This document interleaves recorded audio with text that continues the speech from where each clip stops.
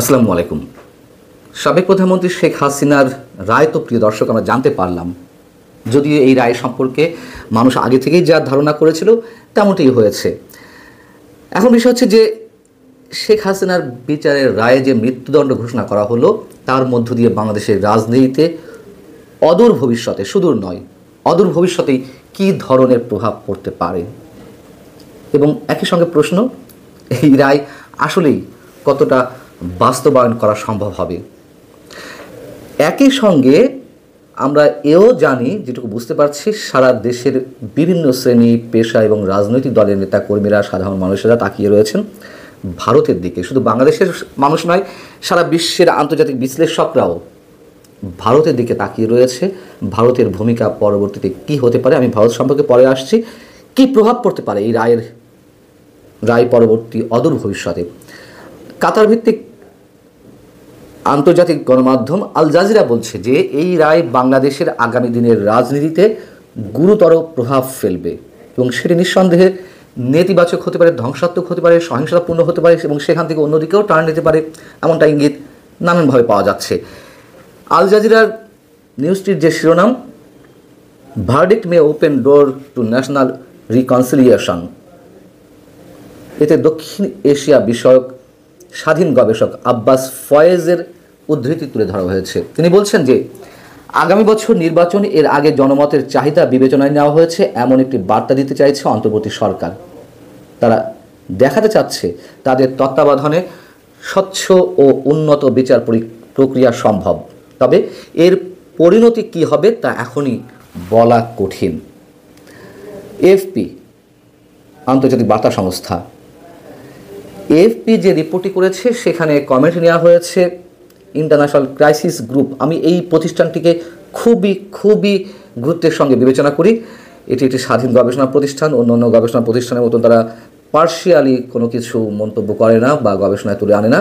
আমার কাছে এ যাবৎ যতগুলো আমি তাদের গবেষণা বাংলাদেশ সম্পর্কে পেয়েছি বা বিশ্বের অন্যান্য দেশের সংঘাতময় যুদ্ধ পরিস্থিতিতে যে দেশগুলো রয়েছে তাদের নিয়ে যে বিশ্লেষণ ইন্টারন্যাশনাল ক্রাইসিস গ্রুপের, তা খুবই যৌক্তিক মনে হয় আমার কাছে। যাই হোক, ইন্টারন্যাশনাল ক্রাইসিস গ্রুপের বিশ্লেষক টমাস কিনের বক্তব্য তুলে ধরেছে এএফপি। তার মন্তব্য হচ্ছে, এই রায়ের ফলে বাংলাদেশের রাজনীতিতে হাসিনার ফিরে আসার সম্ভাবনা ক্ষীণ হয়ে পড়েছে।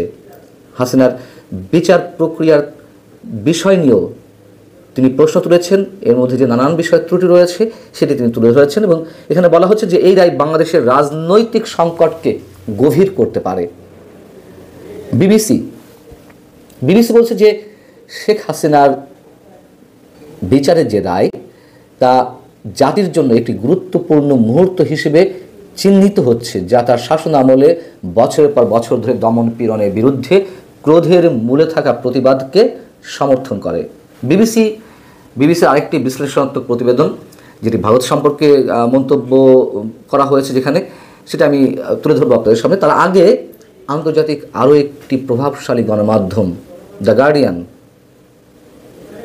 ব্রিটেনের যে গণমাধ্যম, সেটি বলছে হাসিনার বিচারের জন্য আন্তর্জাতিক অপরাধ ট্রাইব্যুনালের ব্যবহার মানবাধিকার গোষ্ঠীগুলোর দ্বারা কিছু সমালোচনার সম্মুখীন হয়েছিল।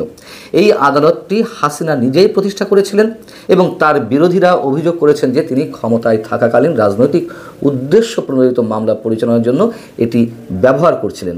হিউম্যান রাইটস ওয়াচ বলেছে যে কিছু পরিবর্তন সত্ত্বেও এটি এখনও মৃত্যুদণ্ড প্রদানের অধিকার বজায় রেখে ন্যায্য বিচারের মান এবং সুরক্ষার অভাব রয়েছে।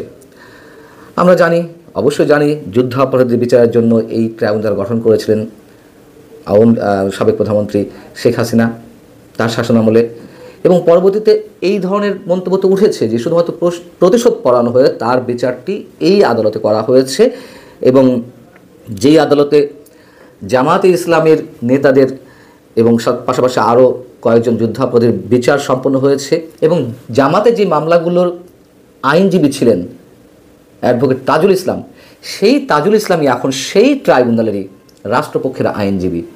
জামাতের আসামিদের যে আইনজীবী, তার যে পরামর্শক ছিলেন টবি ক্যাডম্যান, ব্রিটিশ আইনজীবী, তিনি আবার এখন রাষ্ট্রপক্ষের হয়ে পরামর্শদাতা হয়েছেন, অর্থাৎ চিফ প্রসিকিউটর তাজুল ইসলামের পরামর্শ।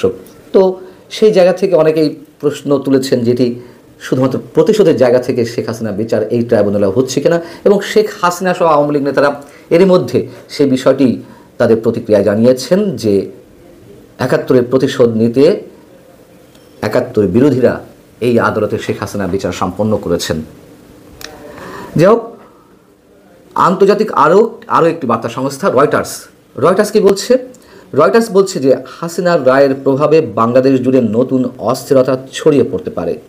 রায়ের আগে শেখ হাসিনার পুত্র সজীব ওয়াজেদ জয় গত ১৬ নভেম্বর একটি সাক্ষাৎকার দিয়েছেন। সেটি নিয়ে আমি সকালেই একটি কন্টেন্ট তৈরি করেছি, আমি আপনাদেরকে জানিয়েছি। এবং নির্বাচনকে সামনে রেখে আওয়ামী লীগের যে নিষিদ্ধ যেই বিষয়টি, আওয়ামী লীগ রাজনৈতিক কার্যক্রম নিষিদ্ধ করার বিষয়টি, সেটি যদি তুলে না হয় তাহলে নির্বাচন প্রতিহতের ডাক দিয়েছেন তিনি, এবং তা সহিংসতাপূর্ণ হয়ে উঠতে পারে এমন ইঙ্গিত দিয়েছেন। এবং সেই থেকে বাংলাদেশ গৃহযুদ্ধের দিকে যাচ্ছে নাকি কোন অবস্থা যাচ্ছে তার একটি ছোট্ট বিশ্লেষণ আমি তুলে ধরেছিলাম। যাই হোক, জয় তার যে বিশেষ সাক্ষাৎকারটি দিয়েছেন রয়টার্সকে, সেটিও রয়টার্সে আবার এই লেখার সঙ্গে তুলে আনা হয়েছে।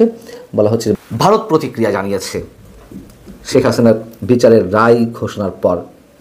ভারতের পররাষ্ট্র মন্ত্রণালয়ের ওয়েবসাইটে প্রকাশিত যে বিবৃতিটি আমরা দেখতে পেয়েছি, সেখানে বলা হচ্ছে যে বাংলাদেশের আন্তর্জাতিক অপরাধ ট্রাইব্যুনাল কর্তৃক সাবেক প্রধানমন্ত্রী শেখ হাসিনাকে নিয়ে ঘোষিত রায়ের বিষয়ে ভারত অবগত রয়েছে।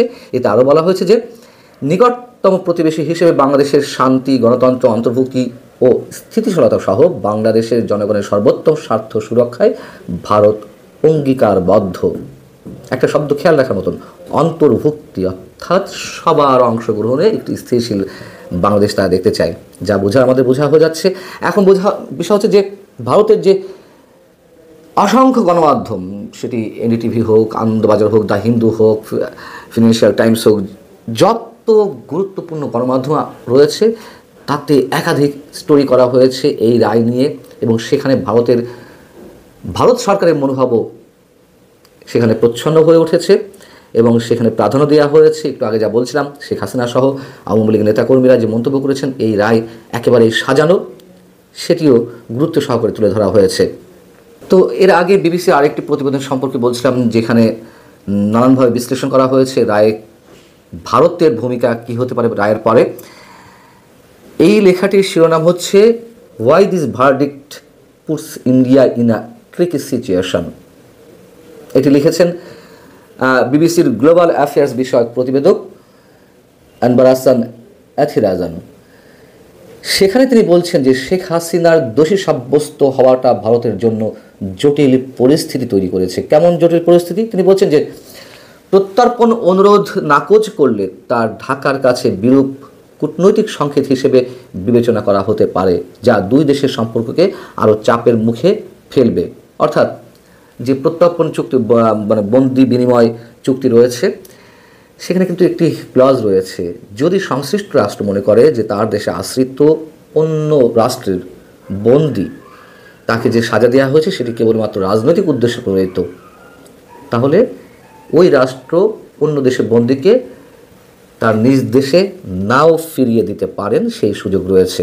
অর্থাৎ মেসেজ খুব ক্লিয়ার, এখানে ভারত কী করবে, শেখ হাসিনাকে ফেরত দিবে না এবং শেখ হাসিনাও আসবেন না। খুব স্বাভাবিক, সহজ কথা। আনবার হাসান অ্যাথিরাজান বলছেন যে আবার অনুরোধ মেনে ভারত যদি শেখ হাসিনাকে ফেরত দিতে চায়, সেক্ষেত্রে দীর্ঘদিনের ঘনিষ্ঠ মিত্র অর্থাৎ আওয়ামী লীগকে উপেক্ষা করা হবে। ফলে ভারতকে এখন খুবই সংবেদনশীল এবং ভারসাম্যপূর্ণ পথে হাঁটতে হবে।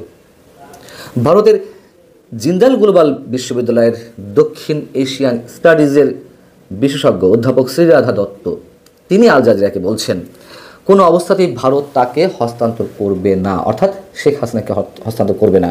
গত ১.৫ বছরে আমরা দেখেছি যে ভারত ও বাংলাদেশের মধ্যে সম্পর্ক সবচেয়ে খারাপ অবস্থানে গিয়ে পৌঁছেছে এবং অনেক সময় তা ভঙ্গুর হয়ে পড়েছে।